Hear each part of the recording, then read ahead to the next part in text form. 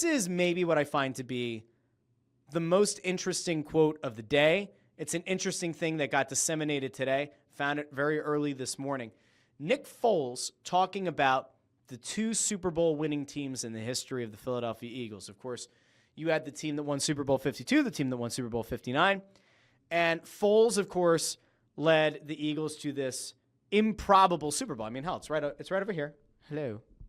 Yeah, it's right here. Here's Nick. Well, hold on. There we go. Nick Foles holding the Lombardi Trophy. Fantastic moment. And then, of course, this past year, Jalen Hurts wraps up Super Bowl 59. And so if you remember, and of course you do because we were all sort of traumatized by it, the Eagles win Super Bowl 52 with a backup quarterback. And then that sparked the conversation of, oh, should the Eagles hand the reins over fully to Nick Foles? Do they have to give Nick Foles the job outright? What about Carson Wentz? And then other people who were like, well, of course not. Carson Wentz is a number 2 overall pick, and he's a guy that the Eagles have invested a lot of time and money into. He was pretty much an MVP runner-up right before he tore his knee against the Rams. And so people are like, well, of course you have to go back to Carson Wentz. Oh, but Carson Wentz didn't actually lead this team into the playoffs. He didn't actually lead them through the playoffs, and he didn't lead them to a Super Bowl win. And then there was kind of that thought of like, is the 2018 team the one that would have gone to try to repeat? Were they really set up for success, or was it kind of like a weird hodgepodge team? And it kind of felt a little bit hodgepodgey, and it thought like he kind of thought, all right, maybe you got Carson Wentz back, and he's playing at that like MVP level like he did the season before, and maybe there's a nice big open window, and obviously we know that didn't come to fruition. So Nick Foles was on a show, and he compared that team to this Eagles team that's coming off of the win in Super Bowl 59. Now, I would almost kind of go back to even including the 2016 team, right? So I think back to the team that followed the Jalen Hurts-led Super Bowl loss to the Chiefs a couple years ago, and about how they were trying to rebound from that season, and obviously it didn't go well.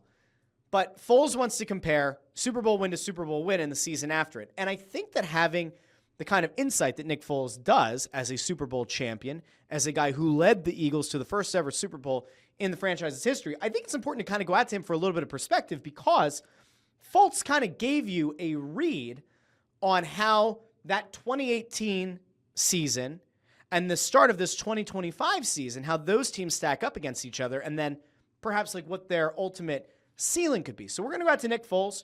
We're going to kind of skip around here a little bit. But I think it's important to have the insight of somebody who's, truly been there, done that. Only one of 2 quarterbacks in the history of the Philadelphia Eagles to win a Super Bowl. Let's go out to Nick Foles. Trying to respect that Carson was coming back, but I couldn't let my leadership take over, because then it's just like an awkward situation, because I know it's coming to an end no matter what. So that's your first little tidbit, and that's the thing we just kind of talked about. It was a weird place, because remember, there was like, was it Chris Long is the one who built the shrine in his locker, akin to like Helga Pataki having the bubble gum statue shrine to Arnold in Hey Arnold behind her clothes in the walk-in closet? You know what I'm talking about. Of course you do. Everybody loved Foles. Foles was a true leader. There were all kinds of things that came out after the fact about Wentz maybe not being the best leader in that locker room. Foles was cognizant of the fact that, like, all right, like this dude was a high draft pick. Like, he was the franchise guy. I was brought back here. I'm a backup.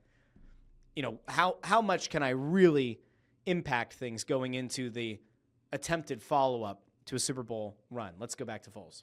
One way to say this is a very different situation for the Eagles. Their franchise guys led them to a Super Bowl. Their amazing vets led them to a Super Bowl. So start there. Jalen Hurts, obviously, franchise guy, led them to the Super Bowl. Backbone of the team, spirit of the team, heart of the team. Yes. You had vets like Lane Johnson lead this team to another Super Bowl. Brandon Graham not back, but Brandon Graham did help this Eagles team win a second Super Bowl. You did that on the back of some of those veteran players.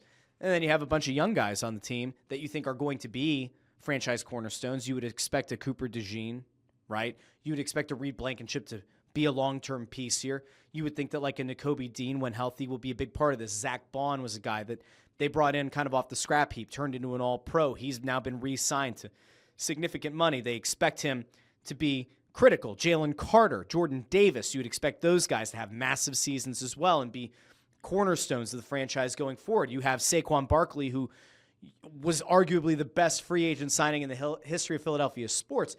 He's back. You have the stud in A.J. Brown on the outside. You have a stud that you drafted in Devontae Smith, who's been fantastic. You have a very good tight end underneath in Dallas Goedert. You have an offensive line that, for the most part, is largely back from a season ago. It is a very different situation. We're not sitting around, unless you're an ass clown. Nobody's sitting around going, is Jalen Hurts really a good quarterback? Is Jalen Hurts really a top 10 quarterback in the National Football League? Should Jalen Hurts actually be on the top 100? Like, anybody who's trying to give into the discourse here, oh, Jalen Hurts isn't a top 100 player. Stop. I get it. Sports radio is slow right now. Stop. I also get that in the context of that it was assuming that there were 25 players that you would think are going to be in the top 25, and so that must mean the Hurts isn't in. I didn't agree with that take. But you have to be fair. Hurts is absolutely a top 10 quarterback. I can make a case he's probably somewhere in the top 5, top 7 in the league right now.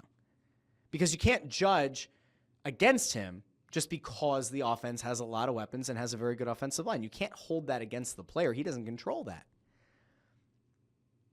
But Jalen Hurts is the guy who led you to a Super Bowl. Jalen Hurts is the guy who twice now has outperformed Patrick Mahomes, arguably the best quarterback of his generation, in 2 out of the last 3 Super Bowls. There's no question mark at quarterback. There's no question at running back. There are no questions at your top 2 wide receiver spots. There's really not a question about your number 1 tight end. On the line, there really aren't many questions. Your secondary, yeah, your second cornerback spot is a little bit of an issue, and I didn't mention Quinyon Mitchell before. He obviously deserves a lot of respect as a guy that's going to be part of this thing for a long time going forward, and you would hope that Jihad Campbell's going to be a big part of this going forward. Like, there are a lot of guys on this team that deserve a lot of respect, that helped you win last year or have just been drafted and you think are going to be a big part of this thing going forward. All right, let's go back over to Foles.